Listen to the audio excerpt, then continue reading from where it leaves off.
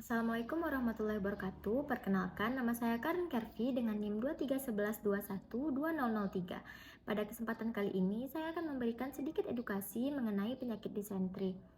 Nah, sebelumnya, apakah teman-teman tahu apa itu penyakit disentri? Atau bahkan mendengar keluarga dan tetangga mengalami penyakit disentri? Nah, jadi disentri adalah peradangan dan infeksi pada usus yang mengakibatkan diare mengandung darah atau lendir. Kondisi ini dapat terjadi sebagai akibat infeksi dari bakteri ataupun parasit. Terdapat dua jenis disentri, yaitu yang pertama disentri basilar atau sigalosis yang disebabkan oleh infeksi bakteri Shigella. Namun tidak menutup kemungkinan bakteri Campylobacter, E. coli, dan Salmonella juga dapat menyebabkan kondisi ini. Yang kedua yaitu disentri amuba yang disebabkan oleh infeksi dari parasit bersel 1 yaitu Entamuba histolytica. Faktor yang dapat membawa infeksi dari bakteri atau parasit tersebut salah satunya adalah kecoa. Nah, maka dari itu sebagian besar kasus disentri disebabkan oleh faktor sanitasi yang buruk, baik itu dari diri sendiri, lingkungan, ataupun faktor makanan dan minuman yang dikonsumsi. Sebab sanitasi buruklah yang menyebabkan bakteri Shigella atau amuba tersebut dapat masuk ke dalam dinding usus dan menyebabkan infeksi pada pencernaan tubuh. Bahkan bakteri penyebab disentri juga dapat menginfeksi organ lainnya sehingga menyebabkan pendarahan. Bakteri yang keluar bersama feses pun bahkan masih dapat bertahan hidup dan menginfeksi tubuh loh jika kembali masuk ke dalam sistem pencernaan.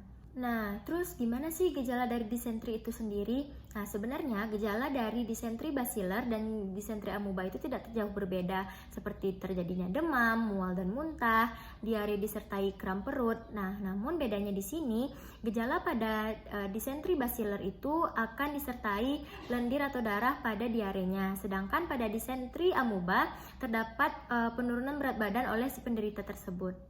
Selain itu, hal yang juga harus diperhatikan dari penyakit disentri ini yaitu akan menyebabkan komplikasi pada tubuh, diantaranya seperti dehidrasi, abses hati atau nanah hati, artritis, dan sindrom uremik hemolitik, yaitu peradangan dan kerusakan pada pembuluh darah pada ginjal.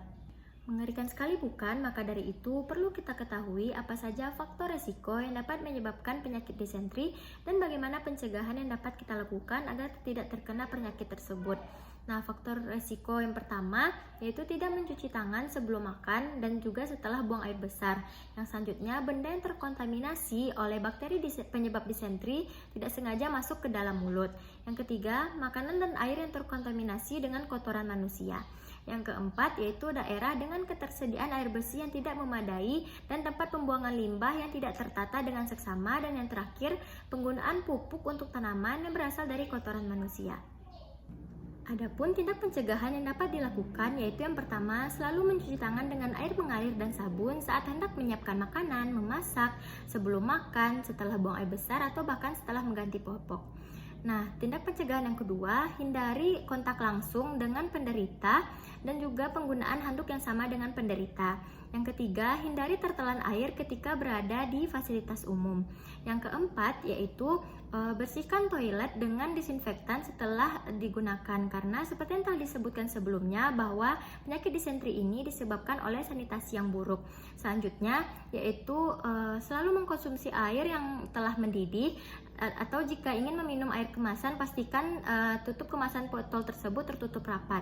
Dan yang tindakan pencegahan yang terakhir yaitu hindari jajan sembarangan, karena kita tidak tahu nih apa saja proses untuk pembuatan makanan tersebut atau bahkan kemungkinan kontaminasi dari jajanan yang kita beli.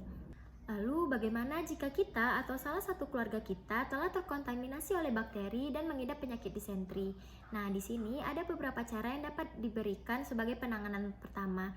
Yang pertama yaitu konsumsi oralit. Meskipun oralit di sini bukan sebagai obat utama dari disentri, namun oralit berperan untuk menggantikan cairan yang hilang dari tubuh penderita dan meminimalisir resiko dehidrasi. Karena seperti yang disebutkan bahwa gejala dari disentri ini penderita akan muntah berkali-kali dan bahkan mengalami diare. Yang kedua yaitu pemberian obat antibiotik dan obat untuk meringankan gejala. Obat antibiotik biasanya diberikan untuk membunuh bakteri penyebab disentri, sedangkan konsumsi obat untuk meringankan gejala juga sangat penting untuk mengembalikan kondisi fisik dari si penderita untuk dapat segera pulih kembali.